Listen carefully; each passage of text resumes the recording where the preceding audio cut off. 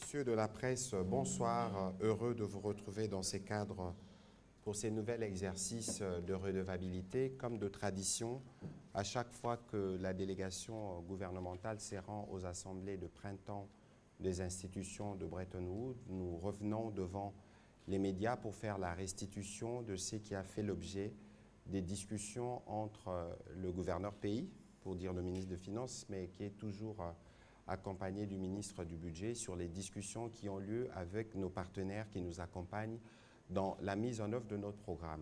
Pour rappel, avec le président Félix-Antoine Tshisekedi Tshilombo, nous avons fait beaucoup de progrès pour la première fois. Nous sommes en phase de boucler une revue, donc la 6e revue. Je pense que la mission a commencé aujourd'hui. Donc cet exercice va porter essentiellement sur la participation du ministre à ces travaux. Nous aurons aussi l'occasion, parce que lorsqu'on parle du programme avec les FMI, c'est un programme qui comprend beaucoup d'aspects en interne, notamment comment nous dépensons, les réformes qui sont implémentées. Nous aurons l'occasion, Monsieur le ministre des Finances, de faire un retour un peu sur la stratégie gouvernementale et les progrès que nous avons pu faire en 3 ans sous la conduite du Premier ministre Jean-Michel Sama Lukonde et bien évidemment sous la direction du président de la République, Félix-Antoine Tshisekedi Tshilombo. Mais bien avant que je ne vous passe la parole pour vos mots introductifs, je voudrais revenir sur une activité que nous avons eue ce matin avec le président de la République. L'hôpital de Kitambo sera totalement refait et il sera refait par ceux qui étaient hier des Kuluna. Ils sont venus de Kolwezi dans le Lualaba, de Mbuji-Mayi, de Matadi, de Kinshasa et de plusieurs autres provinces. Et ce matin, le président de la République a eu l'occasion d'adresser quelques mots à ces jeunes qui étaient jadis dans la rue, parce que c'est sur eux maintenant que va retomber la tâche de la reconstruction du pays, en passant par la reconstruction de cet hôpital, mais aussi de la défense du territoire. En accord avec la technique, on va écouter le président de la République s'adressant aux jeunes bâtisseurs.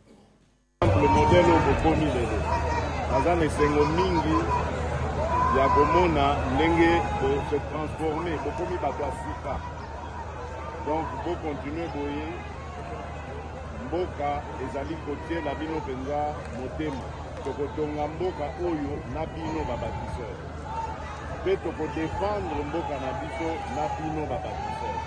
Bino au moins bomoneli mboka oyo pasi bokoyeba ntina ya kodefendre mboka na biso contre banguna oyo bazali kokotisa baza kolinga kokotisa milinga na mboka na biso.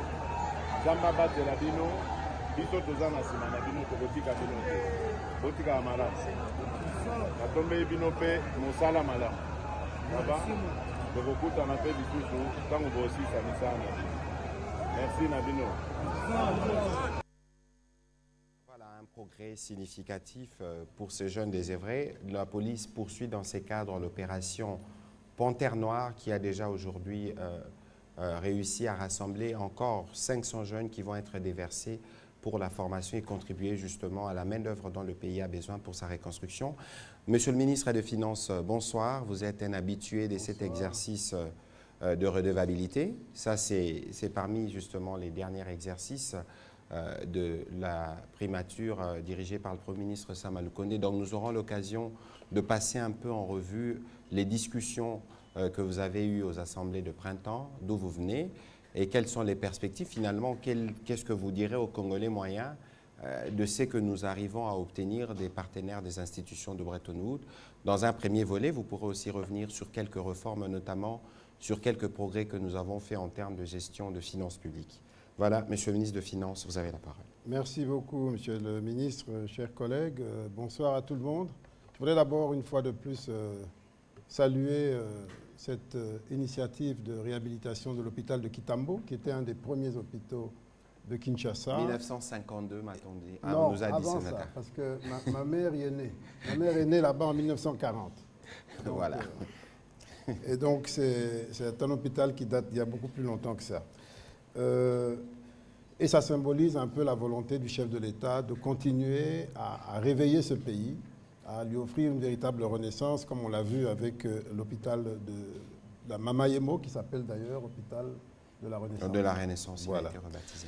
OK. Donc, voilà, s'agissant du programme avec le FMI du voyage à Washington, Ce qu'il faut retenir, c'est que ce voyage avait une connotation particulière parce que c'était à la veille du début de la 6e et dernière revue du programme triennal que nous avons mis en œuvre avec nos partenaires du FMI.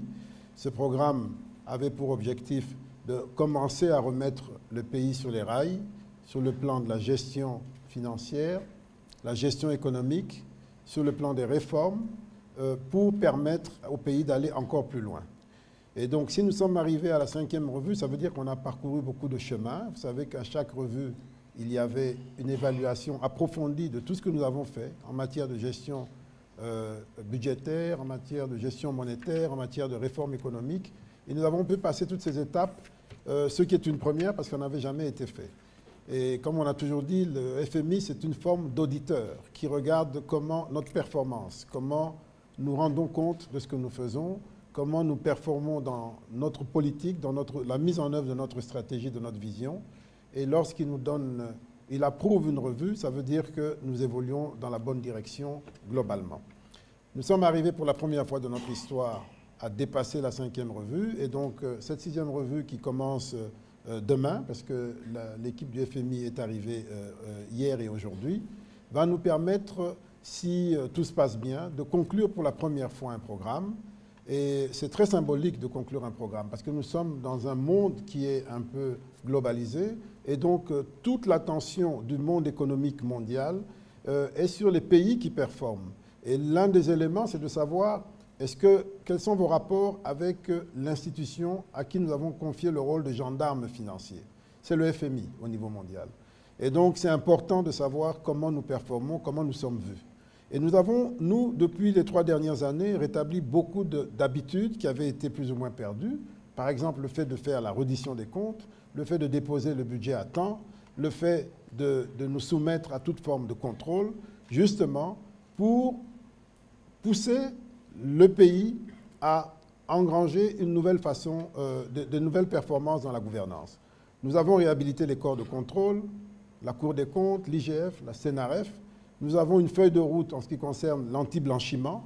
Nous sommes en train de la mettre en œuvre. Nous espérons bientôt sortir de cette fameuse liste grise. Les dernières nouvelles que nous avons, c'est qu'elles sont très satisfaisantes. Les gens enregistrent positivement nos progrès. Nous venons d'adhérer à un groupe qu'on appelle le groupe Edmond, qui est un groupe qui se fait confiance pour l'échange d'informations sensibles en matière d'anti-blanchiment. Tout ça, ce sont des éléments qui montrent que nous évoluons dans la bonne direction et le chemin est encore long. Mais l'ensemble des performances que nous avons faites nous a permis aujourd'hui d'avoir un budget différent, 3 fois plus important qu'il ne l'était il y a 3 ans. Et nous avons également pu mobiliser des ressources extérieures beaucoup plus importantes, plus de 5 milliards environ de ressources extérieures pour financer le développement. Nous avons également, sur le plan secteur privé, vu un accroissement net de l'investissement direct étranger. Lorsque vous comparez, en 2020, on était environ à 1,4 milliard. Aujourd'hui, en 2024, on est à 2,1 milliard. On était successivement à 1,4 milliard, 1,6 milliard et puis 2,1 milliard aujourd'hui, en 2 milliards projetés pour 2024.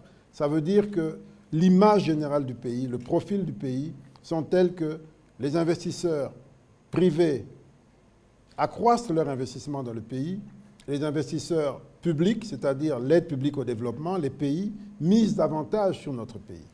Donc c'est un signal très positif et nous avons besoin de cela. Pourquoi nous avons besoin de cela? Tout simplement parce que nos ressources propres restent très faibles. Comme je l'ai souvent expliqué, même si on a multiplié par 3 le budget, quand vous ramenez ça par tête d'habitant, nous restons un des pays au budget le plus faible en Afrique. Et c'est ça le défi que nous avons. Donc nous devons accroître notre budget, notre mobilisation interne, accroître le PIB, c'est-à-dire la richesse nationale, mais aussi accroître notre capacité à mobiliser des financements extérieurs, qu'il s'agisse des financements publics, ce qu'on appelle la dette, mais tout n'est pas dette parce qu'il y a aussi des dons, ou bien qu'il s'agisse des investissements privés. Et par rapport à tous ces éléments, nous avons fait des bons significatifs pendant ces 3 dernières années qui nous permettent d'envisager l'avenir avec plus de sérénité. Et tous ces efforts ont fait que les agences de notation, qui sont des agences indépendantes, très rigoureuses, ont estimé que notre pays ne devait plus être considéré comme un pays de spéculation totale où il n'y a pas de perspective d'investissement. Progressivement, notre pays devient une destination pour les investissements. Et nous voyons beaucoup d'investisseurs s'intéresser à nous, s'intéresser à ce qui se passe, parce qu'ils pensent que progressivement, on va pouvoir mettre en valeur notre potentiel qui est un des plus importants en Afrique et même dans le monde. Donc, nous avons des raisons d'être rassurés par rapport à l'action menée par le chef de l'État depuis 5 ans, et particulièrement depuis 3 ans que nous avons conduit le programme. Je dis depuis 5 ans parce que dès le début de son mandat, dans son discours d'investiture, il avait déjà annoncé les couleurs. Il avait annoncé l'ouverture, il avait annoncé le programme avec le FMI, il avait annoncé beaucoup de choses que nous sommes en train de mettre en œuvre. Aujourd'hui, nous avons la gratuité de l'enseignement primaire, de l'accouchement et bientôt de l'enseignement secondaire. Tout ce qu'il avait annoncé, qu'il portait dans sa vision, on commence progressivement à le dérouler. Alors, qu'est-ce qui va se passer maintenant si nous terminons ce programme, si nous l'achevons comme il se doit? D'abord, nous aurons donné le message que nous savons être un peu sérieux. Parce que jusque-là, depuis 1960, nous n'avons jamais réussi à terminer un programme. Et ce n'est pas des choses faciles de terminer un programme. Parce que lorsque vous devez gérer les dépenses de l'État, que vous avez toutes les pressions, tous les besoins, toutes les ambitions qui viennent sur votre table, il faut être rigoureux, il faut être solide pour canaliser ça et maintenir l'essentiel en fonction de principes donnés. Ces principes donnés, c'est quoi? C'est protéger les dépenses sociales, c'est protéger les dépenses d'investissement, c'est assurer la sécurité, tout ça dans un cadre donné, c'est-à-dire avec des ratios, une structuration bien donnée. Ça, nous avons réussi à le faire contre vents et marées, et c'est ça qui nous a valu les résultats au stade actuel. Maintenant que nous sommes en train de l'achever, nous allons entrer dans une autre étape, celle de l'approfondissement des réformes. Il faut accélérer ces réformes. Il faut accélérer les réformes sur le plan social. Nous avons eu gratuité primaire, nous allons passer au secondaire. Nous avons eu couverture pour les accouchements. L'ambition du président, c'est d'élargir ça à l'ensemble de la santé, ce qu'on appelle couverture santé universelle. Pendant la période qui vient, pendant le quinquennat qui commence, ça sera une des grandes ambitions. On va voir jusqu'où on pourra aller en fonction des moyens qu'on va mobiliser dans le pays et à l'extérieur pour assurer la couverture. Il y a des grands progrès qu'on a faits en matière, par exemple, de retraite. Au moment où nous sommes arrivés aux affaires, un retraité de la fonction publique gagnait entre 2 et 10 $ par mois. Aujourd'hui, grâce à la caisse de changement que nous apportons, dont les effets se font dans la durée, mais qui changent totalement la donne. Parce qu'il n'y a pas pire que de travailler toute sa vie et que de tomber dans la grande misère juste parce qu'on a pris sa retraite. Et ce sont des exemples d'efforts qui ont été faits. C'est là où est allé votre argent, l'argent des Congolais. On a payé à la caisse de retraite pour chaque employé du secteur public. Il y a 5 ans, on avait à peine 100 000, 190 000 agents à la caisse de retraite. Aujourd'hui, on a plus d'1 million, 1 100 000 environ, agents à la caisse de retraite. Et chaque mois, dans leur rémunération, l'État met une partie pour préparer leur retraite, de manière à ce qu'ils ne finissent pas avec 2 $ comme c'était à l'époque, et qui était d'ailleurs payé de manière incertaine, mais qu'ils finissent avec quelque chose d'un peu plus significatif et qui est payé de manière certaine, parce que la caisse aujourd'hui, elle est solide. Et pour vous prouver qu'elle est solide, rien que l'année dernière ici, elle a fait 85 millions de $ de bénéfices. Donc, voilà les changements de fond qu'on apporte à l'économie du pays, à la société. C'est vrai qu'il y a toujours cette impatience de qu'est-ce qu'on mange, qu'est-ce qui reste. Là, j'ai eu à l'expliquer, j'y reviens, rien qu'en salaire et en rémunération. En janvier 2019, nous avions environ 1 200 000 agents publics, civils et militaires, tous confondus. En décembre 2023, nous avons presque 1 600 000, 1 599 000 agents publics. Ça, c'est un progrès, un effort. On a payé plus de monde. En termes d'enveloppe salariale, en janvier 2019, on payait environ 240 milliards par mois. Aujourd'hui, on est à 840 milliards par mois. Voilà, ça veut dire qu'on paye plus et on paye plus de monde. Et quand vous ramenez ça par tête, en moyenne, l'accroissement nominal, c'est-à-dire en francs congolais, est de l'ordre de 65%.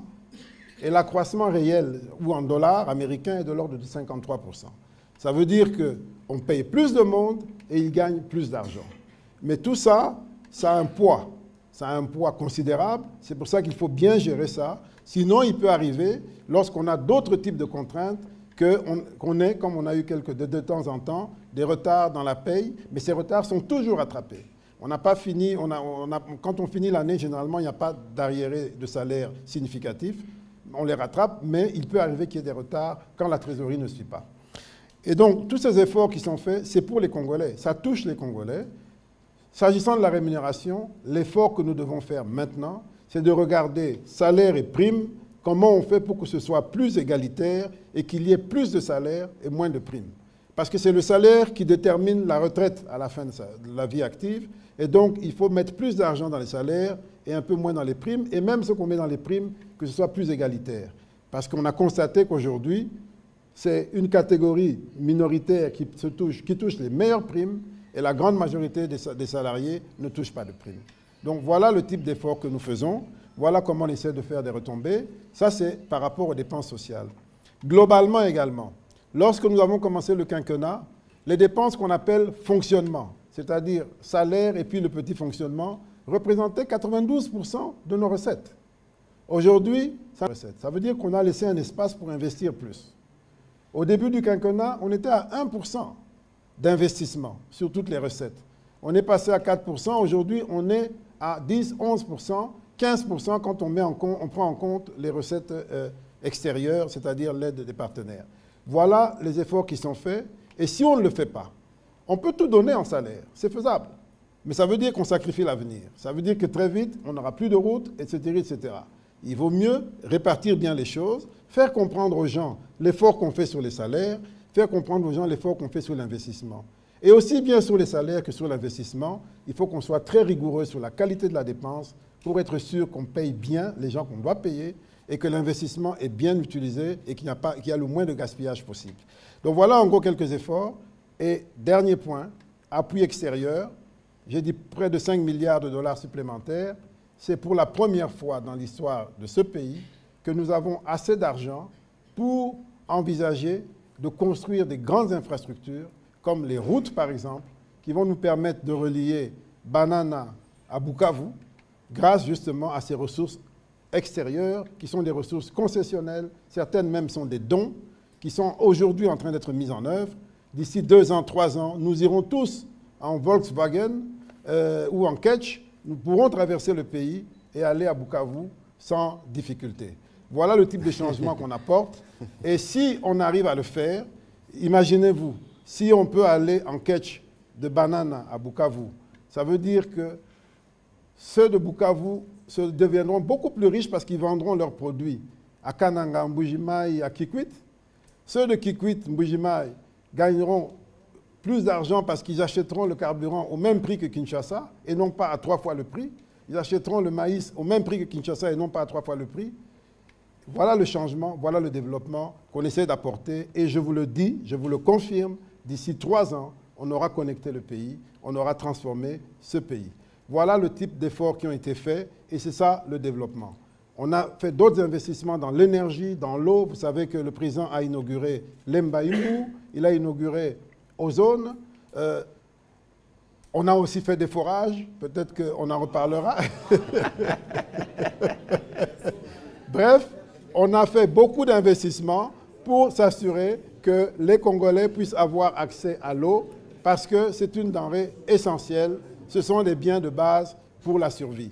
Il y a énormément de choses qui ont été faites. Malheureusement, je ne peux pas immobiliser le temps pour présenter ce résultat, mais ce qui est sûr, c'est que dans la période qui vient, grâce à notre positionnement, grâce à notre profil, grâce à la conclusion du programme et à la perspective d'un nouveau programme, non seulement nous allons continuer nos réformes en approfondissement des recettes publiques que nous sommes en train de sécuriser, mais nous aurons également des ressources extérieures plus abondantes. Nous sommes en train de discuter des appuis budgétaires de l'ordre de 1 milliard ou plus, et du côté de la Banque mondiale, 1 milliard, 1,5 milliard du côté du FMI, de l'argent qui va venir nous aider à poursuivre le PDL 145, à mettre en œuvre tout un tas de réformes, à s'occuper des Congolais et à continuer le chemin vers la possible émergence. Alors, Monsieur le ministre, avant qu'on ne rouvre la partie des questions, il y a un élément que vous n'avez peut-être pas mentionné, mais qui avait une incidence claire sur nos finances publiques, c'est les conséquences de la guerre dans l'Est. Et l'année qui se termine était une année qui a été une année électorale, et nous savons tous ce que cela représente.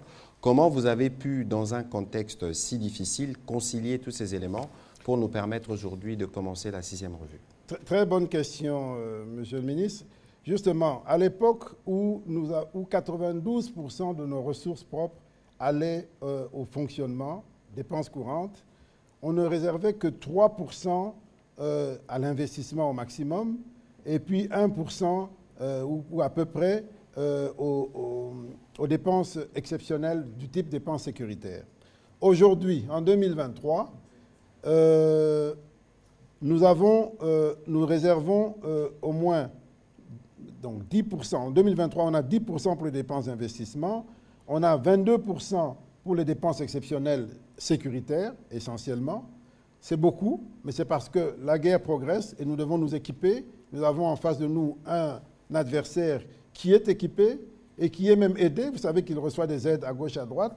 Et nous devons, nous, avec nos moyens propres, faire un effort. Et nous avons aujourd'hui 22% de nos ressources qui vont là-bas. C'est aussi en partie à cause de ça que parfois nous avons des difficultés de trésorerie. Notamment pour le premier trimestre ici, où nous sommes montés à 27%.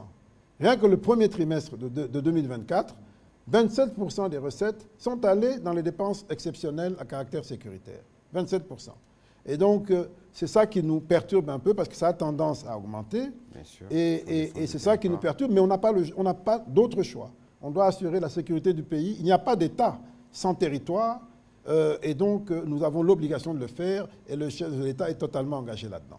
Voilà, merci beaucoup, Monsieur le ministre. On va commencer cette série de questions avec Monsieur Eric Izami et puis ce sera Monsieur Bomboka. S'il vous plaît, une question, comme ça nous ferons une économie du temps. Même si je sais que ce n'est pas évident quand on a le ministre des Finances en face. C'est vraiment pas évident, Monsieur le ministre. Merci de la parole. Tout de suite, je commence par féliciter les efforts du gouvernement par rapport à tout ce que vous avez pu faire pour l'État.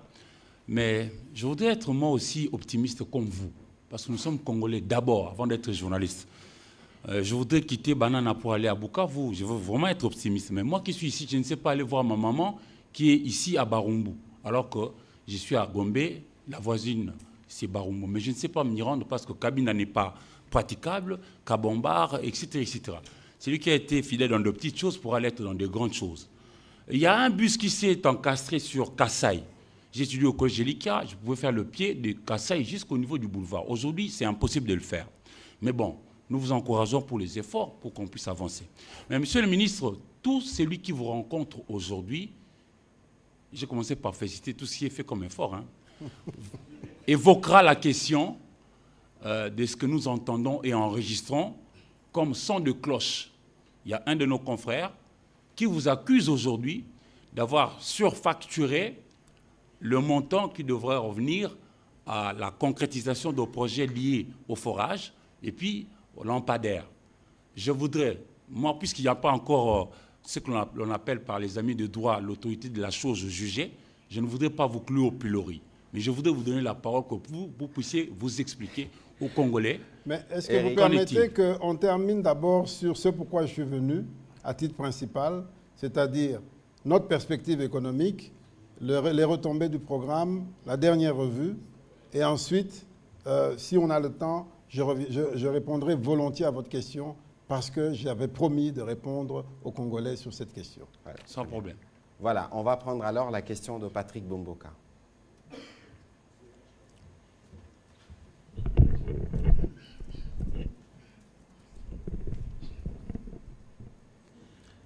Merci. Bonsoir, Monsieur le ministre. Vous venez de l'évoquer, une équipe FMI est dans nos murs, justement pour poursuivre les discussions autour de la 6e revue. Dites-nous, Monsieur le ministre, vous n'avez plus assez de temps avant la conclusion justement de cette 6e revue. Quels sont les derniers chantiers à terminer pour boucler cette revue? Merci. Okay.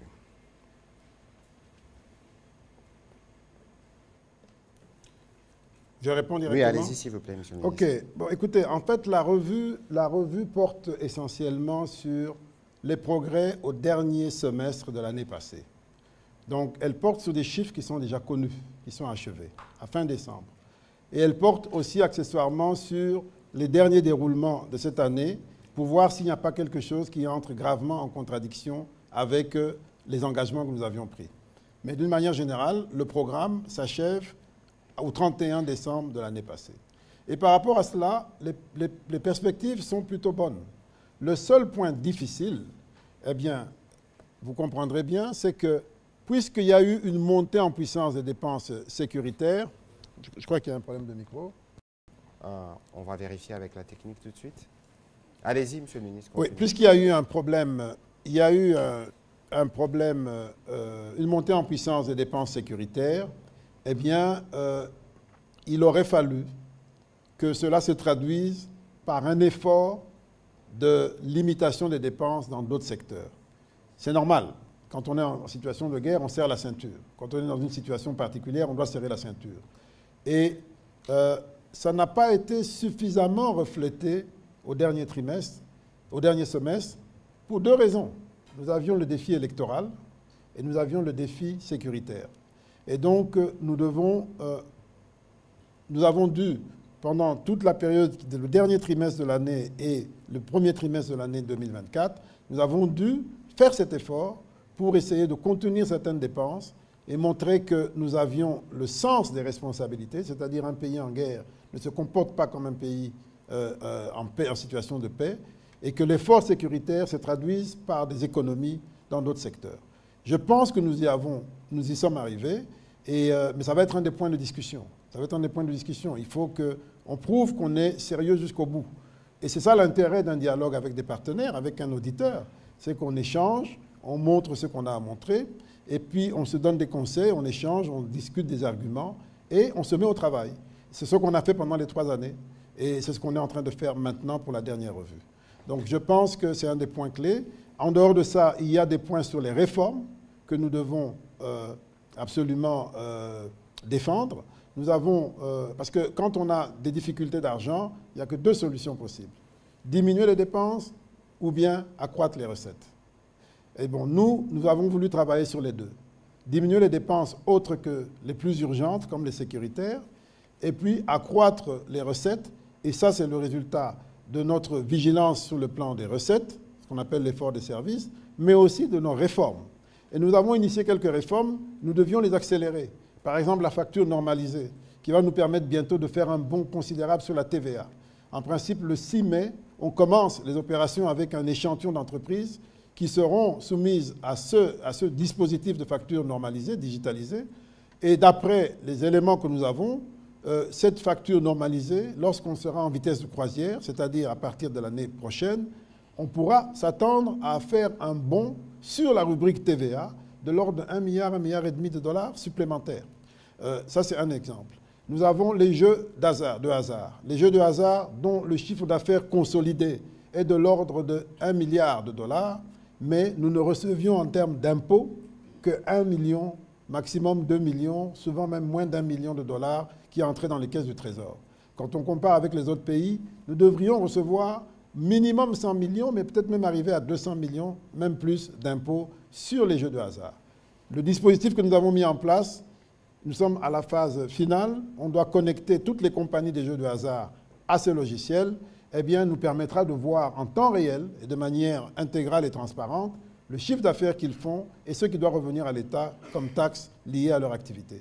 Ces 2 exemples, il y en a d'autres également. Il y a les plaques minéralogiques qui vont être changées bientôt. Et donc, ça va faire c'est autant d'éléments de changement qui vont nous permettre d'accroître les recettes et nous desserrer un peu la contrainte. Voilà, on va prendre les questions de M. Marlon Kachamon.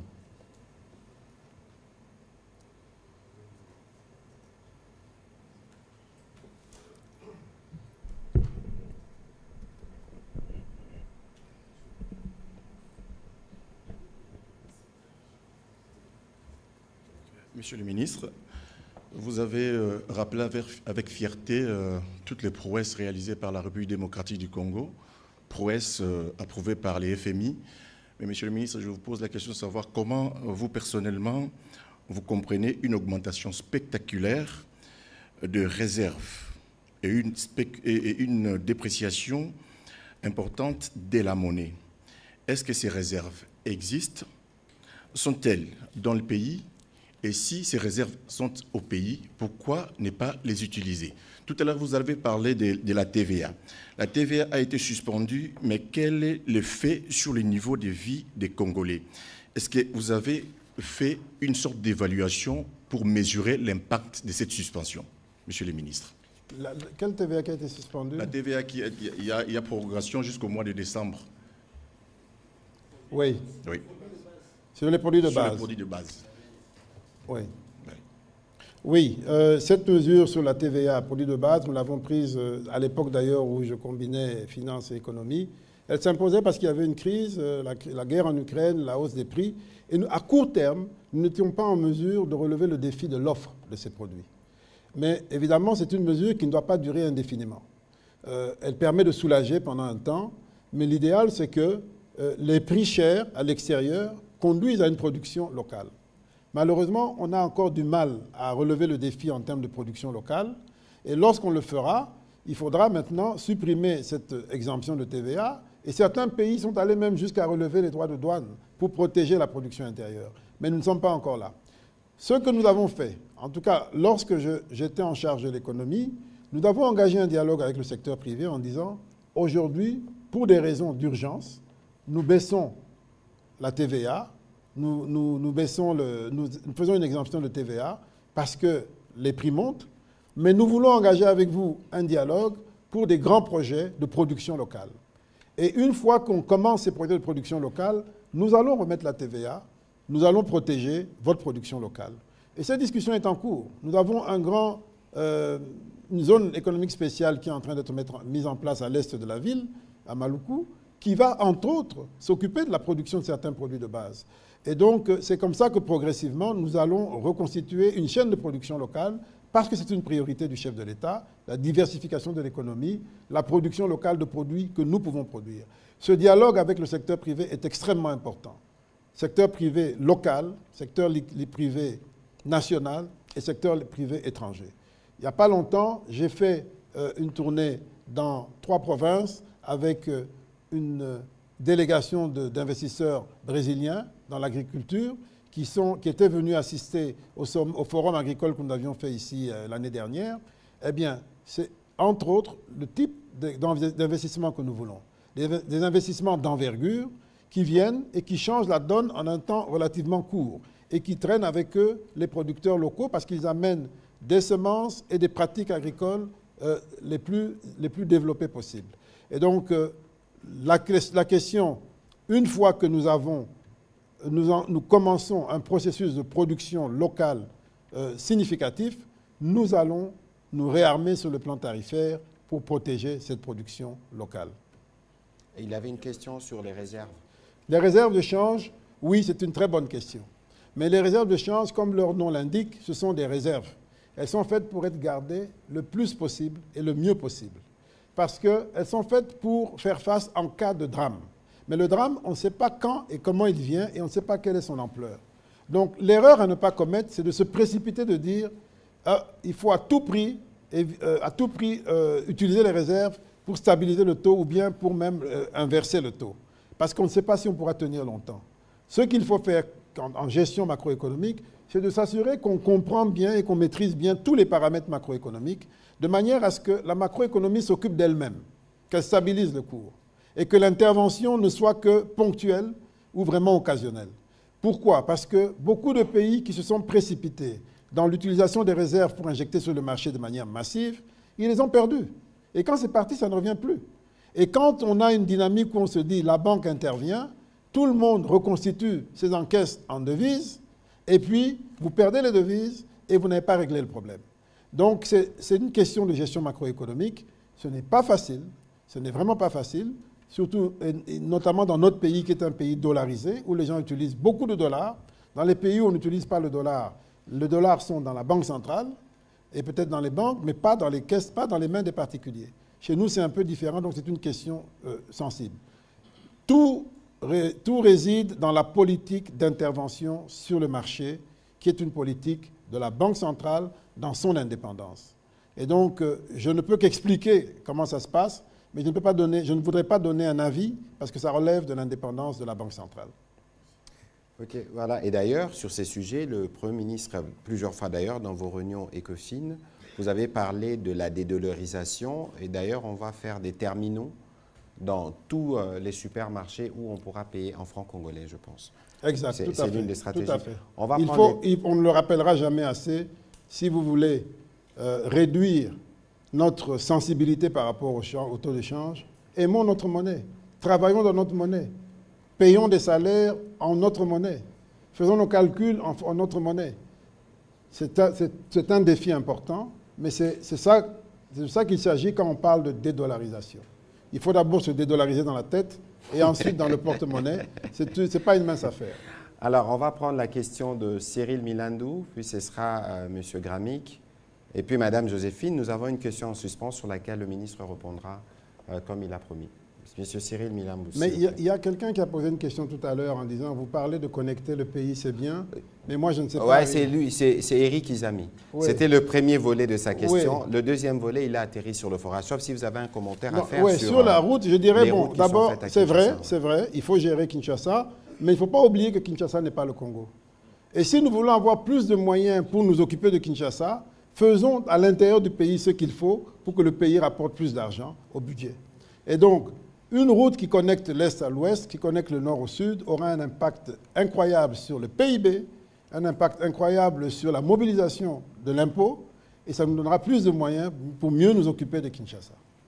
Mais bon, il faut s'assurer que... Cyril Milandou, je n'ai pas demandé la parole, mais on me l'a... Ah, ok, d'accord. Monsieur le ministre, moi, j'aimerais vous poser une question. Il y a beaucoup de gens qui se plaignent pour les paiements au niveau du ministère des Finances. Il faudra... Si vous voulez avoir votre argent, c'est 50-50, ou soit 30%. J'aimerais un peu en savoir plus. Qu'est-ce qu'il y en est? Bon, cette affaire-là, je peux vous dire, c'est le plus grand drame que nous vivons, et surtout lorsqu'on est ministre des Finances, avoir l'idée que certaines personnes pensent que réellement, le ministère des Finances s'est transformé en mafia pour extorquer des pourcentages des gens. Je ne sais pas si vous réalisez combien ça peut être dramatique. Surtout pour quelqu'un qui a vécu dans des environnements où ce n'est même pas concevable. C'est un vrai drame. Mais qu'est-ce qui se passe? Il s'agit de... D'abord, il s'agit d'un problème national où, malheureusement, chaque fois que l'on veut rendre un service, qu'on se fait rendre un service, on demande quelque chose au passage. Et qu'est-ce qui se passe? Des gens qui viennent fréquenter le ministère se permettent parfois de monnayer leur intervention auprès du ministère. Mais je vous dis que moi, chaque fois que j'ai le moindre indice qu'on fait monnayer, soit je ne fais pas le paiement qui m'est demandé, soit je confronte la personne au bénéficiaire justement pour mettre fin à cela. Parce que je sais que ceux qui font cela, ils prennent l'argent, ils s'en vont, mais l'opprobre, c'est pour nous. Parce que souvent, d'ailleurs, ils le font au nom du ministère. Et il y en a même qui le font sans qualité ni droit. On en a arrêté récemment, qui se sont répandus dans la ville ici, en train de faire du trafic de paiement, en disant qu'ils devaient remettre de l'argent à tel, y compris au ministre. Tout ça était faux. Mais ils ont failli dérouter des gens qui pensaient que c'était vrai. Et quand on a mis la main sur eux, ils sont aujourd'hui... Nous, on a porté plainte, le parquet les a arrêtés, ils sont aujourd'hui en prison. Ils se répandent dans les réseaux sociaux en train de m'insulter. Mais moi, je demande seulement une seule chose. Dites-nous qui sont vos complices au sein du ministère. Et si vous me le dites, moi, je retire ma plainte et je m'attaque à vos complices. J'attends jusqu'au présent, je n'ai pas encore eu le nom des complices. Parce que s'ils le font, probablement qu'ils ont des complices. Je dis, donnez-nous les noms de vos complices au sein du ministère. Je retire ma plainte contre vous. On peut vous relaxer. Mais moi, je m'en prendrai à vos complices qui sont au ministère. J'attends, jusqu'à présent, je n'ai pas de nouvelles.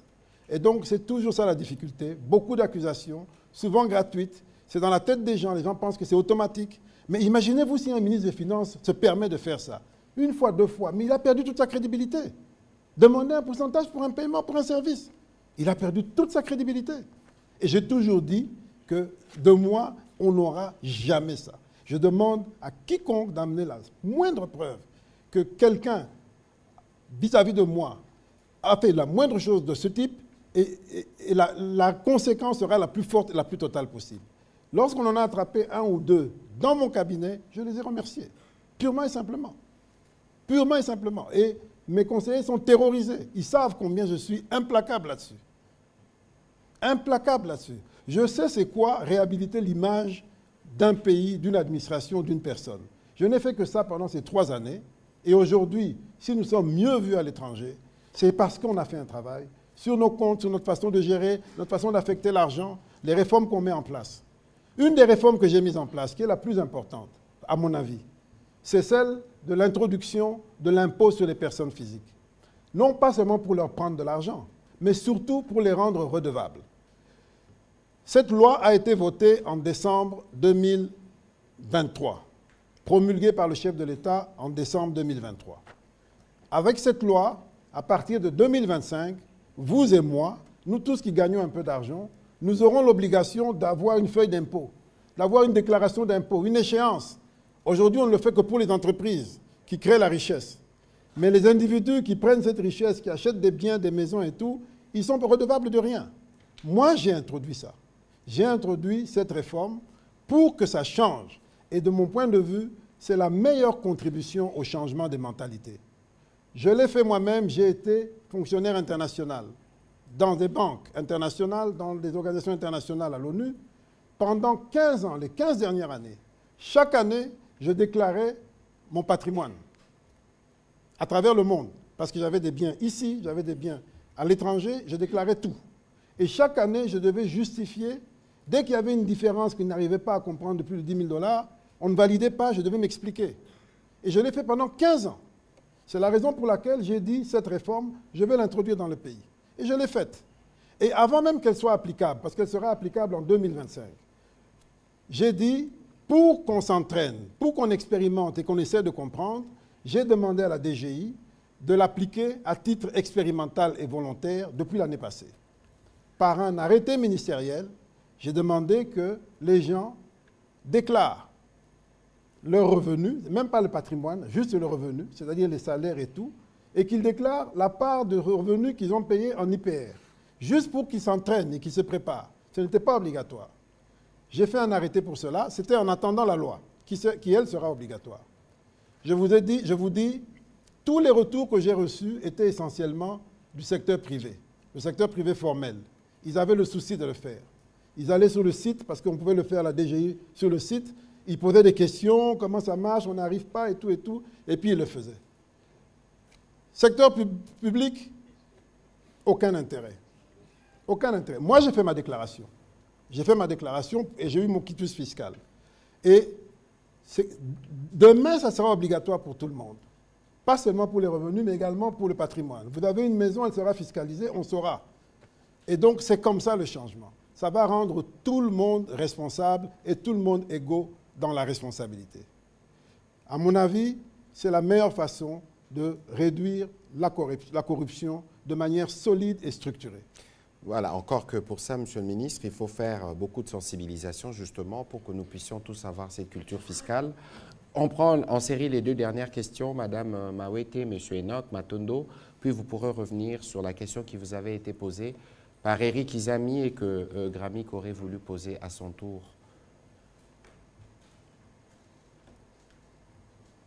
Nous devons gérer le temps, malheureusement. Ce sera au prochain exercice. Monsieur le ministre, vous avez évoqué la question liée aux réserves. La semaine dernière, les agents qui travaillent au chantier du centre financier ont revendiqué concernant les paiements de leur salaire qui n'est pas toujours passé. Je ne sais pas si le fait que vous êtes en train de dire que ce n'est pas une urgence en ce moment pour un immeuble qui a été inauguré l'an dernier, à quel moment, où est-ce qu'il y a exactement un problème lié à leur salaire alors que normalement ça devait suivre. Puis la deuxième préoccupation est liée à l'instruction académique 025. Le ministre des tutelles liées à l'enseignement supérieur et universitaire a fixé les paiements des frais académiques en dollars. Vous venez de parler de la dédollarisation au niveau du paiement et même du système éducatif et tout ce qui va avec. Mais comment cette question est passée? Je me dis que si c'est passé par un ministre, c'est passé par le Conseil des ministres, donc vous êtes au courant que le paiement des frais académiques dans les institutions publiques sont faits actuellement en dollars. Pour finir, Monsieur le ministre, je ne peux pas... Oui, je finalise, monsieur. Je ne peux pas finir sans évoquer cette question liée au point d'eau. Qui a signé, qui a négocié les coûts des constructions des points d'eau dits forages? Puisque dernièrement, j'ai vu un communiqué qui débloquait les paiements adressés au ministère du Développement rural.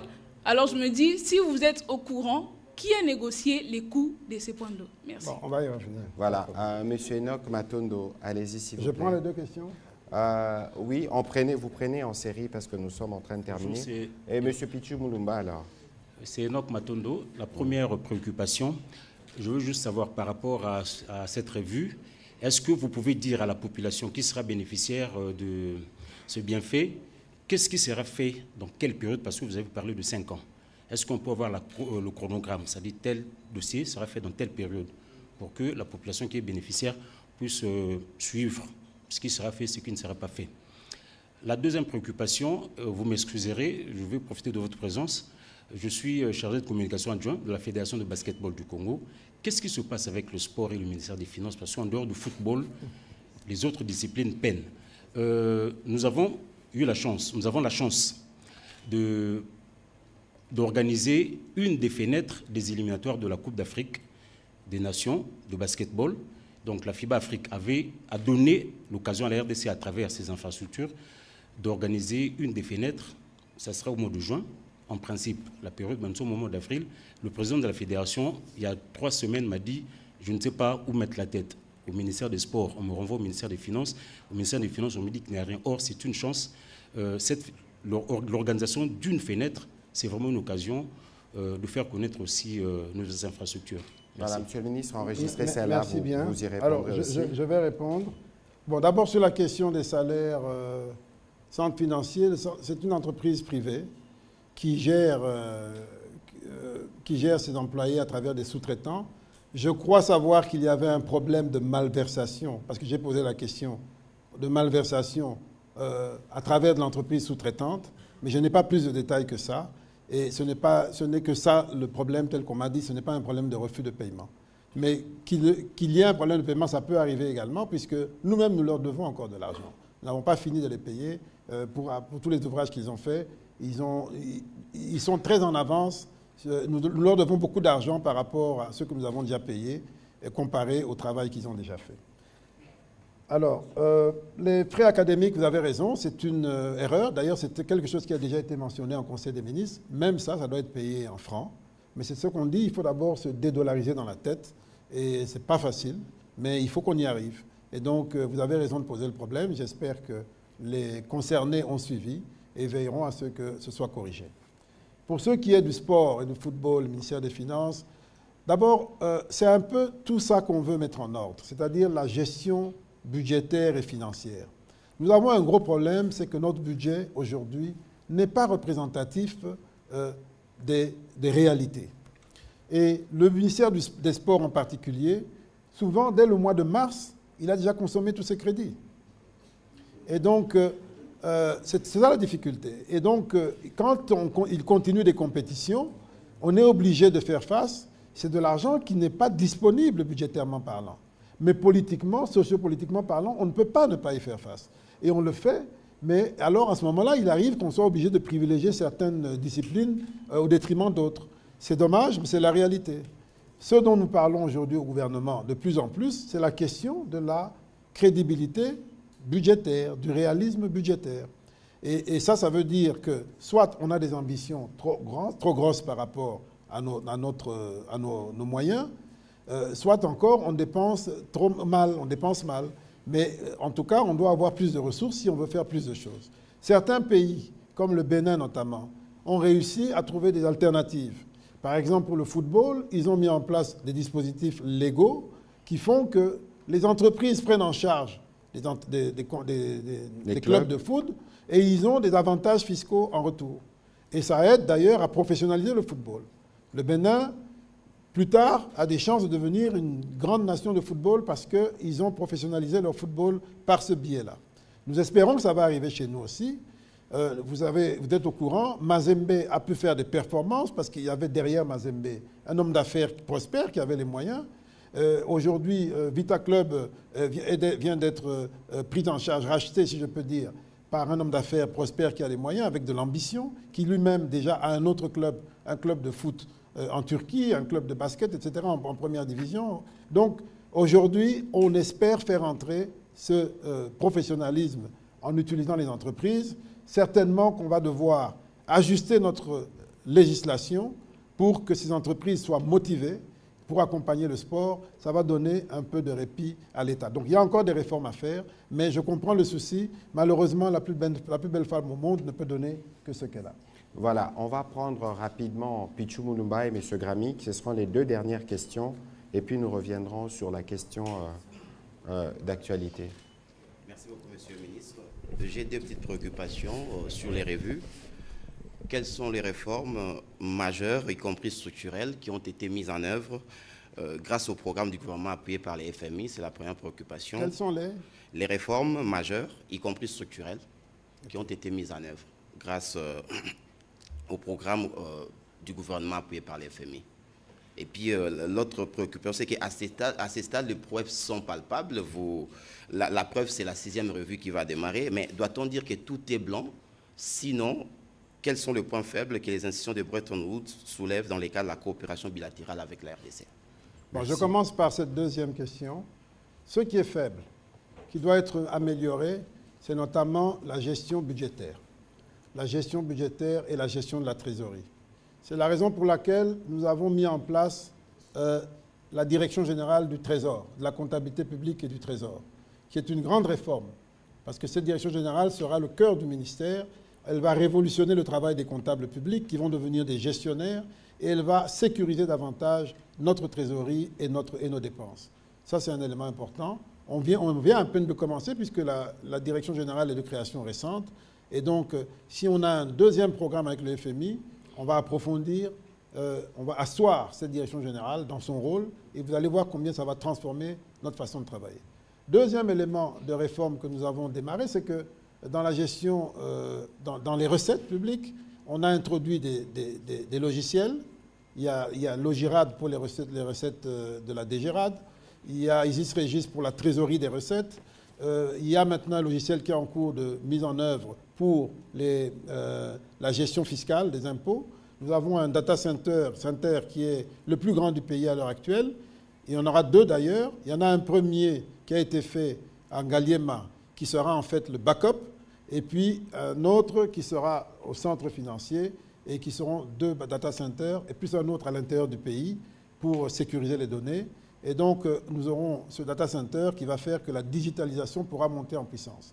Nous avons, au moment où nous parlons, comme je l'ai dit tout à l'heure, la réforme sur les jeux d'argent, la réforme sur la TVA, nous avons la réforme même sur la fiscalité. Vous savez, les terminaux mobiles, les téléphones et tout ça. La plupart de ces terminaux ne payent pas l'impôt, la douane, ne payent pas la douane. Donc, quand ils payent une douane, c'est une douane au rabais. Nous allons, grâce au digital, pouvoir traquer les terminaux depuis leur source, leur origine, jusqu'à leur utilisation finale, pour qu'ils payent le droit de douane qu'il faut, et personne ne pourra y échapper parce que ce sera électronique. Et donc, ça va également booster les recettes et faire un meilleur suivi. Et nous avons, ça c'est quelques réformes en matière de recettes, bien entendu.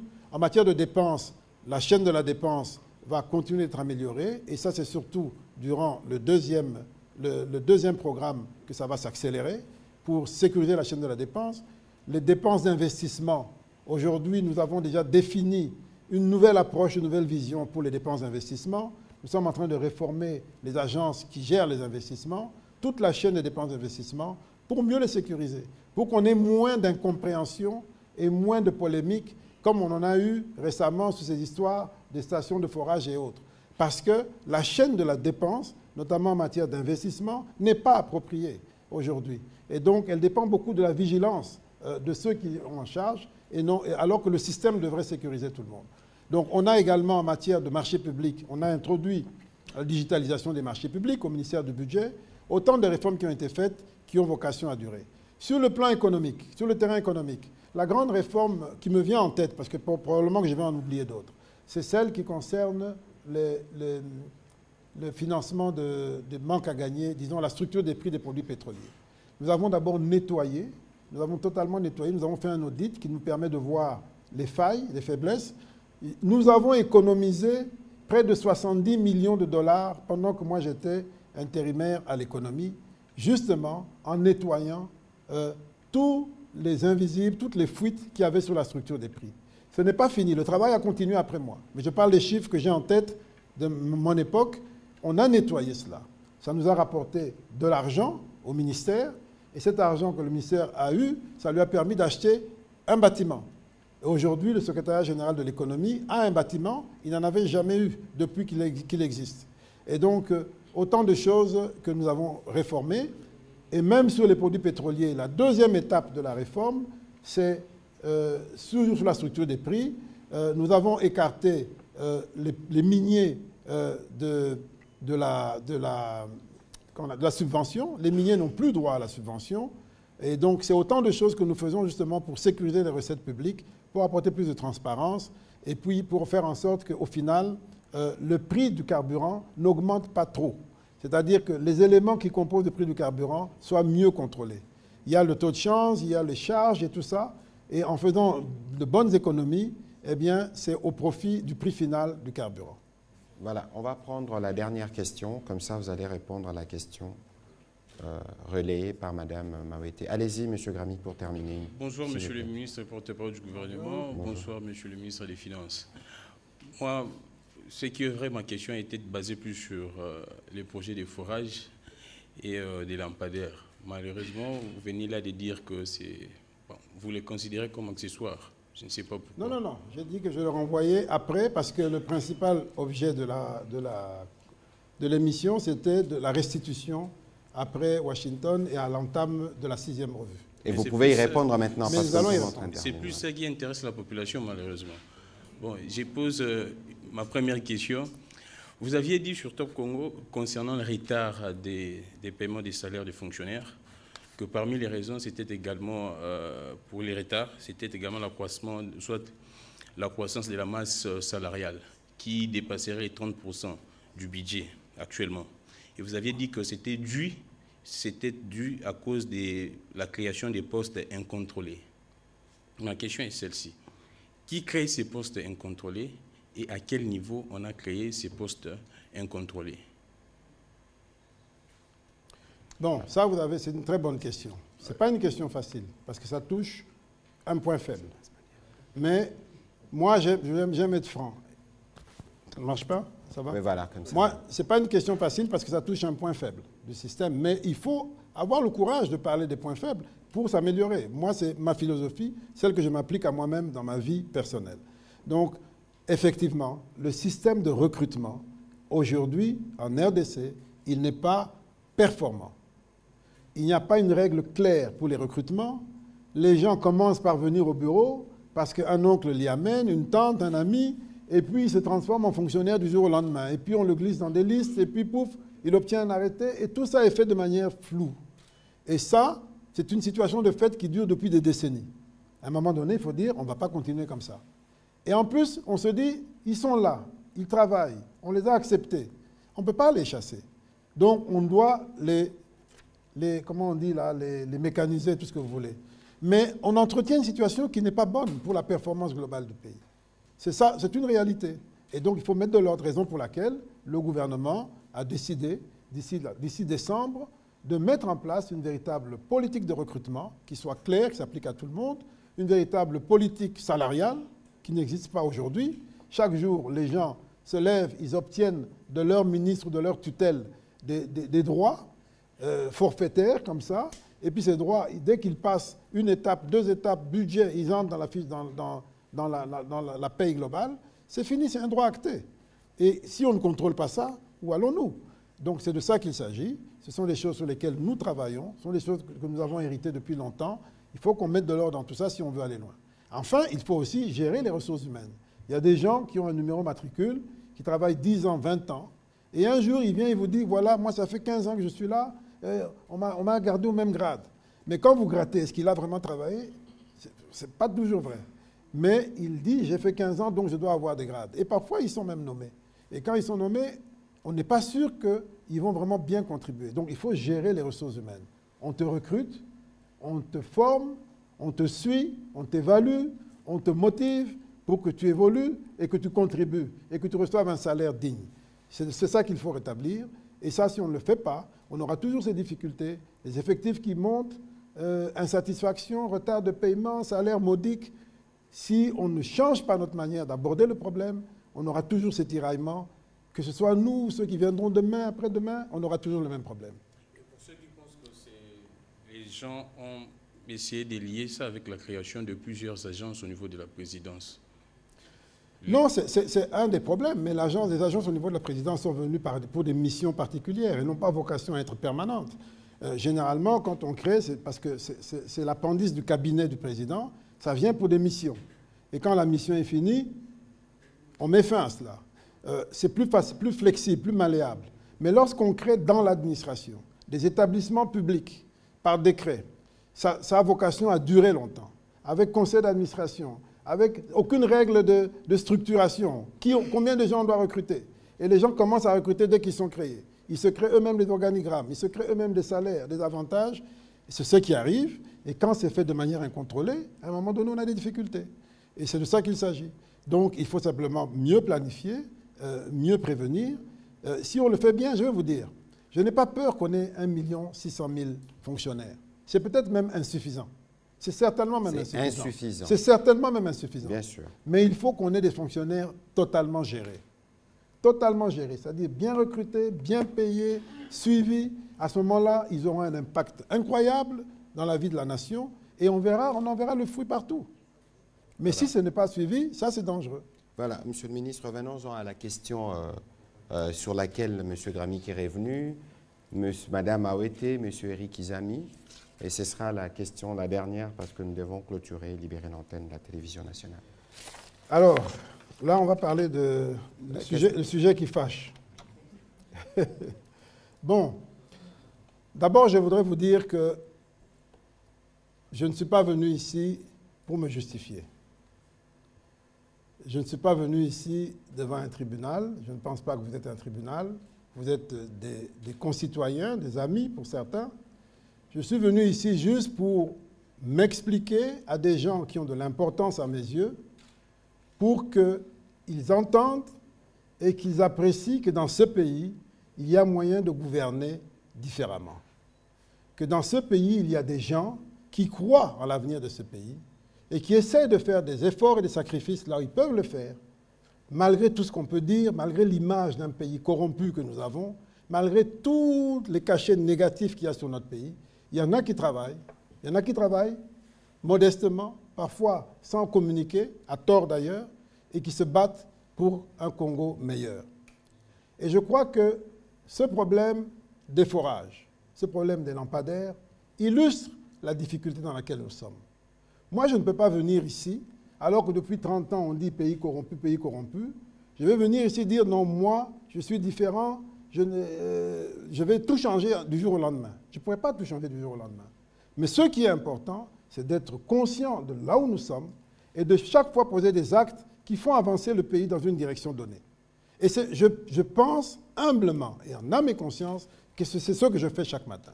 C'est ce qui me motive chaque matin. Et je peux vous assurer que cela n'est pas facile. Pourquoi ce n'est pas facile?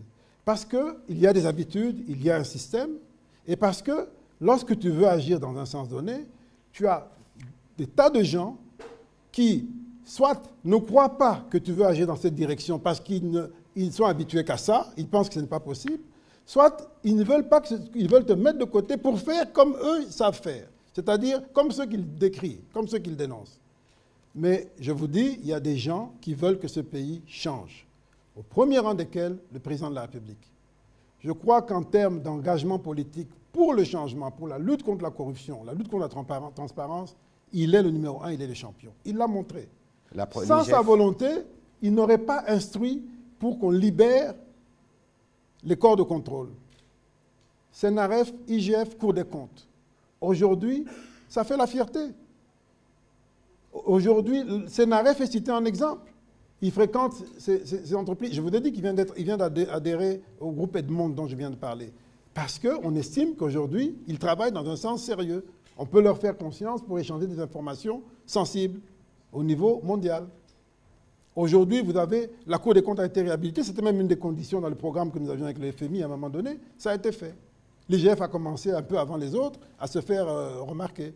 Donc, c'est pour vous dire que la volonté politique, ce n'est pas ça qui manque. Maintenant, le chef de l'État à son niveau ne peut pas tout faire. C'est à nous, les Congolais, de faire. Chacun à son niveau. Et là, malheureusement, il y a un problème généralisé de manque de confiance. Généralisé. Et parfois, il y a de la mauvaise foi aussi.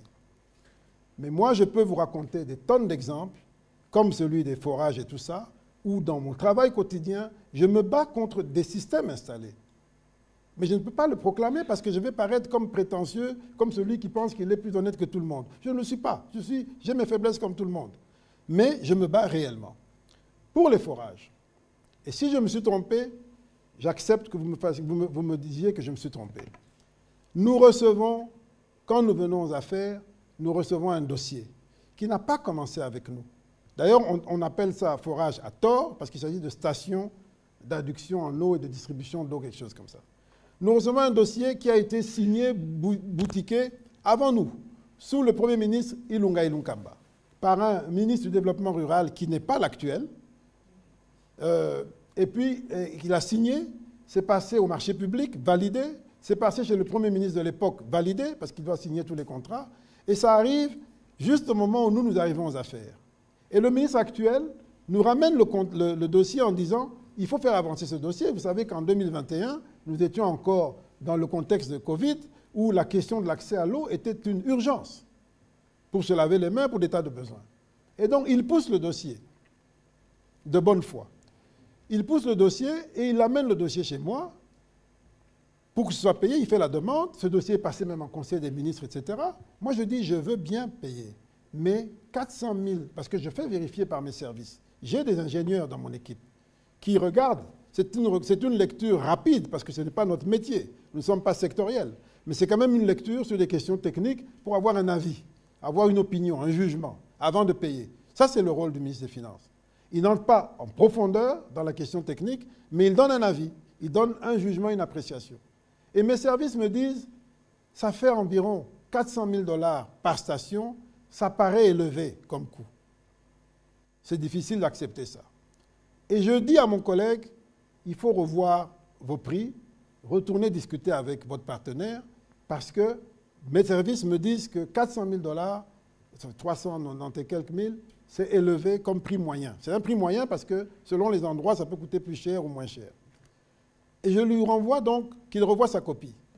Et il part, et il revient quelque temps plus tard, il me dit, voilà, le prestataire, pour ne pas remettre en question le contrat qui porte sur un montant donné et de recommencer la procédure, le prestataire a accepté implicitement une baisse des prix qui va se traduire en augmentation du nombre de forages, de stations à faire. 340 stations supplémentaires. Donc on passe de 1000 à 1340. Je donne à mes services me disent oui, ça peut passer. Bon, on n'a pas le temps d'aller dans trop de détails, mais on pense que ça peut aller. Je dis ok, on va aller sur cette base-là. Et on valide le paiement. Mon prédécesseur, le ministre Sélé, avait pris un engagement écrit. J'ai le courrier ici, où il dit on va vous payer en 5 tranches annuelles, pendant 5 ans, de 80 millions, 80 millions, 80 millions, pour terminer les 400 millions. C'était ça le contrat. Moi, je dis ok, je ne suis pas sûr de pouvoir le faire. Et les prestataires disent non, nous allons vous nous payer la première année, 80 millions, et pour le reste, nous allons nous-mêmes trouver un financement et vous allez nous payer un montant mensuel par mois en fonction de la durée du prêt. J'ai dit, ok, c'est très bien. Et on est dans la première année. Je leur dis, bon, même la première année, là, je ne pourrai pas payer d'un coup, je vais payer en fonction de la trésorerie. Je paye un premier montant, j'ai oublié le montant, un deuxième, et puis au troisième paiement, qui nous fait arriver à 71 millions, ils font la demande, ils disent, vous n'avez pas encore fini les premiers 80 millions. Je dis, ok, mais depuis que je vous ai payé, mes services me disent que vos livraisons sont lentes. et que vous n'allez pas tenir aux engagements. Et donc, je m'inquiète de cette lenteur et je vous annonce qu'avec ce que je paye maintenant, ça va faire 71 millions, mais je ne vous paierai pas $1 de plus jusqu'à ce que vous ayez d'abord achevé les livraisons pour les 71 millions. Là. C'est ce que j'ai fait, de manière très ferme. Là, on est l'année passée au mois d'août. Et ils continuent à livrer, et je leur mets même la pression pendant les élections, puisque nous avions besoin de ces stations dans une logique électorale, je leur mets la pression pour qu'ils se déploient partout. Ils font un effort, je ne sais pas comment, et puis ils me demandent encore de rajouter. Je dis non, je suis ferme. J'ai déjà dit, je ne vais pas rajouter $1, parce que vous devez d'abord livrer pour les 71 millions, qui faisaient à peu près 241 stations. Ils ont insisté de toutes les manières possibles. J'ai dit niet. Ils ont même dit, voilà, vous n'êtes pas conforme au programme, au contrat qui avait dit 80 millions. Je dis, j'accepte de ne pas être conforme au programme, mais vous livrez d'abord pour ça. Parce que c'est vrai, le contrat disait 80 millions. J'ai dit, moi, je m'arrête à 71 millions, mais vous livrez d'abord pour ça et après, on continue. Et ils ont pris le temps qu'il fallait, et puis, c'est là qu'on est arrivé. Et puis, l'année suivante, en 2024, il y a quelques semaines, le ministre du Développement rural fait une présentation en Conseil des ministres du projet, en disant, voilà, ça se passe bien, effectivement, on venait de faire des stations à Kisangani et tout, il montre que ça marche bien et tout, et il demande qu'on poursuive. Moi, je dis, oui, d'accord, on va poursuivre, mais pas avant, moi, je ne paye pas avant qu'on ait d'abord terminé pour les 71 millions là. C'est ça que j'ai demandé, et je ne bouge pas de ma position. Ça a été acté comme tel en Conseil des ministres, on est passé sur autre chose. Alors, maintenant, je vois toute une polémique surgir. Je me pose la question, qu'ai-je fait de mal? Qui a surfacturé? D'abord, est-ce qu'il y a eu surfacturation? Je ne sais pas, mais moi, ce que je sais, c'est que j'ai fait remarquer que 400 000 en moyenne, c'était trop, et ils ont obtenu de réduire à 300 000, un peu moins de 300 000. Donc, s'il y a des gens qui ont surfacturé, c'est certainement pas moi. Moi, j'ai obtenu au contraire qu'on baisse. Est-ce qu'on a payé de l'argent sans livrer? Non, moi, j'ai été ferme. J'ai dit, le contrat prévoyait un premier paiement de 80 millions. J'ai payé 71 millions. Je vous laisse d'abord terminer pour 71 millions. Vous n'avez pas terminé, je ne bouge pas. J'ai toutes les lettres dans lesquelles ils réclament, ils demandent. J'ai dit, niet, je ne bouge pas. Alors, qu'est-ce que j'ai fait? Si j'étais, de quelque manière que ce soit, complice de qui que ce soit, ça devrait commencer peut-être avant, même au moment où on a fait le contrat. Et maintenant, on a trouvé une formule. On dit non, il a payé son cousin, Mike Kasenga. Mike Kasenga, non seulement on n'a absolument aucun lien, ni de famille, ni d'amitié, ni de quoi que ce soit, mais en plus, moi je suis du Kasaï. Jusque-là, il n'y a pas longtemps, il y a quelques semaines ici, j'étais convaincu qu'il était du Maniema. Pourquoi? Parce que la première fois que je l'ai rencontré, c'était quand j'étais conseiller aux finances, il avait un parrain qui s'appelait Kiti Mabin Ramazani, qui est du Maniema, et c'est lui qui défendait ses dossiers. Et donc, pour moi, dans ma tête, c'était quelqu'un de Maniema. Et maintenant, j'apprends subitement dans les réseaux sociaux que c'est mon cousin. Je dis, mais... que c'est mon cousin. Je dis, bon, est-ce que c'est fait pour nuire? Est-ce que c'est fait de bonne foi, de mauvaise foi? Je n'en sais rien. Mais je trouve ça simplement triste parce que c'est une façon de détruire l'image, pas seulement d'un individu, moi je compte pour du beurre, mais d'un pays, d'un gouvernement, de tous les résultats qu'on a obtenus. Je me demande dans quel intérêt? Dans quel intérêt tout ça? Alors, donc, voilà la réalité. Et je continue de dire, s'il y a eu une quelconque surfacturation sur ces dossiers, j'ai donné ma contribution à ce problème de surfacturation. S'il y a d'autres contributions, qu'on les apporte. Qu'on les apporte et qu'on le règle. Laisse-moi terminer. Et je vous dis, si j'ai vu que le PGR, le procureur général, a fait une réquisition d'informations pour s'assurer qu'on livre toutes les stations, moi, je vais lui écrire pour lui demander d'ajouter au problème de livraison celui du coût. Comme ça, il vérifie les deux. Est-ce qu'on a livré et est-ce que le coût est vrai? Comme ça, l'affaire est claire. Les prestataires vont rendre compte devant la loi, devant n'importe qui. C'est tout. Mais comment moi je peux aujourd'hui, je n'interviens qu'à la fin. Je n'étais pas là quand ils ont conclu le marché. Quand les marchés publics, donc le ministère du Budget a validé le marché, quand le Premier ministre a validé le marché, quand le Conseil des ministres a revalidé le marché, je n'étais pas là. J'interviens à la fin pour payer, et maintenant, tous les mots d'Israël, on veut les mettre sur ma tête. Je ne sais pas par quelle magie. Et on m'invente en plus un cousin qui n'est pas... Monsieur le ministre Nicolas Cazes a dit merci. Mais tu permets qu'il y a l'autre, celui des lampadaires. Et je m'arrête en une minute, s'il vous plaît. Rapidement. Ministre, ouais. Deuxième dossier, celui des lampadaires. Sinon, vous faites une émission spécialisée. Non, lampadaires, je m'arrête là. D'ailleurs, je n'ai même plus de voix. Voilà. Lampadaires. On me demande la même chose. Le gouverneur de la ville, Gentini Ngobila, m'écrit pour me demander de payer 2900 lampadaires, etc., etc. Ça faisait à peu près 4900. Parce que moi, je regarde directement les prix, je me fais une idée globale. Je vois 4900 par lampadaire. Je lui dis non, je ne peux pas payer ça. C'est trop cher. Il me dit pourquoi. Je lui dis, mais au moment où nous parlons, je suis en train de payer des lampadaires qui coûtent $1500 chez un fournisseur de la place ici qui s'appelle Modern Construct. $1500 qui livre dans tout le pays. Et on ajoute $120 seulement pour l'installation. Alors, comment je vais payer à 4 000? Il me dit, ce n'est pas les mêmes lampadaires. Je dis, je veux bien, mais même si... On n'a pas besoin de Rolls-Royce de lampadaires ici. On a besoin de simples lampadaires. Il me dit, non, mais le marché est déjà passé et tout. Il a déjà passé commande, tout ça en France, donc il faut payer. Et il fait son lobbying en disant que c'est pour lutter contre les koulouna, etc., et tout, et tout.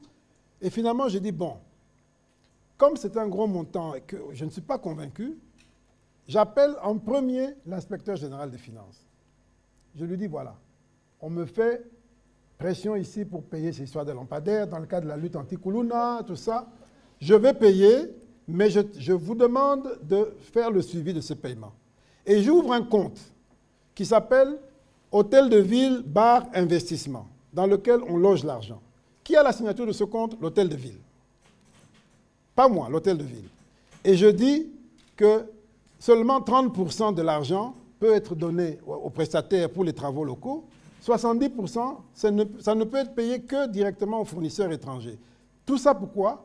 Parce que je sais que quand on paye par lettre de crédit aux fournisseurs étrangers, on sécurise le paiement. La banque ne peut payer que ce qui est réellement dans la commande, c'est-à-dire ce qui est dans le contrat. Parce qu'on peut vous présenter des lampadaires très chers et au moment du paiement, on paye des moins chers. Alors avec une lettre de crédit, je sécurise, comme ça je sais que la banque ne pourra payer que les lampadaires qui sont décrits dans le contrat. C'était exprès, j'ai fait ça exprès justement pour qu'il n'y ait pas de tricherie possible. Et c'est ce qui s'est passé. L'Hôtel de Ville, le gouverneur Ngobila a signé un ordre de mission, il a envoyé une équipe, son ministre provincial et une équipe, pour aller même visiter l'usine qui fabriquait. Tout ça, j'étais au courant de rien. Je viens de voir ça maintenant dans le dossier, qu'il avait envoyé une équipe même pour vérifier tout ça. J'entends un journaliste qui est quelqu'un d'intelligent, je sais qu'il est intelligent, mais qui dit comme ça, habillé en soutane, les mains levées, que moi, je ne suis... Il dit, Ngobila n'a rien à voir dedans. Le ministre a lui-même décidé d'acheter et puis de mettre ça sur le dos de l'Hôtel de Ville. Mais moi, je dis, mais c'est un dossier qui m'a été amené sur la table. Le gouverneur est là. Je lui ai même parlé ce matin pour lui dire, je suis désolé, c'est pas correct ce qui s'est passé. Moi, c'est pas mon dossier. C'est à vous de vous justifier de votre marché. Et donc, s'il y a une justification à faire sur le marché, c'est l'Hôtel de Ville. C'est l'Hôtel de Ville et c'est... Voilà, Monsieur le ministre, je crois que comme c'est un sujet qui fait l'objet de beaucoup des discussions et que la cassation, le procureur général s'implique, le moment venu, nous suivrons la procédure ici. C'était un cadre où nous voulions parler des performances. Bon, mais je voudrais vous rassurer en 30 que ces deux dossiers ne sont rien d'autre que l'occasion de montrer le travail qui est fait au ministère des Finances. Et je peux vous dire, ça c'est 2 dossiers seulement, mais il y en a plein comme ça. Mais je ne peux pas commencer à parler des gens en désordre. Il y en a plein où, par mon intervention, on revoit le prix, on annule des contrats, on revoit des contrats, justement pour faire épargner l'argent au Trésor. Voilà, Monsieur le ministre, vous faites votre travail à ces propos. Et d'ailleurs, c'est pour ça d'ailleurs qu'il existe, que le président de la République a voulu renforcer des organes de contrôle, comme l'inspection générale de finances, la Cour de compte, parce que nous devons nous assurer que chaque dollar que nous produisons bénéficie aux Congolais. Je ne vous donnerai pas les mots de conclusion, parce que vous avez déjà plus ou moins conclu, Monsieur le ministre. Nous devons libérer l'antenne. Il y a beaucoup de questions. Enoch, Monsieur Patrick Lacoué et Liévin Luzolo, il y avait beaucoup de questions. Peut-être que nous aurons l'occasion d'y revenir plus tard. Merci à vous d'avoir participé à cet exercice de redevabilité. Merci. Et une fois de plus, je dirais que nous avons un grand pays, mais nous avons aussi des grands défis. Nous devons relever ces défis et ça se résume en peu de choses. Aimons notre pays et aimons les Congolais. Voilà. Merci beaucoup, Monsieur le ministre. Aujourd'hui, c'est le 24 avril 2024. Ça fait exactement 34 ans, je pense, que nous avons commencé la marche vers la démocratie, les multipartismes, l'ouverture. C'est aussi une pluralité d'opinions, c'est aussi des médias libres qui s'expriment. Mais ici, nous devons tous faire un effort pour nous assurer que nous communiquons sur ce qui est vrai. Parce que ce n'est que par la vérité que nous allons aider le peuple à mieux faire ses choix et à comprendre la démarche des dirigeants. C'est pour ça justement que nous faisons cette redevabilité, pour nous assurer que vous êtes dans la même dynamique que nous les dirigeants, avec l'esprit du changement de narratif porté par le président de la République. Merci de votre attention, à une prochaine occasion. Merci.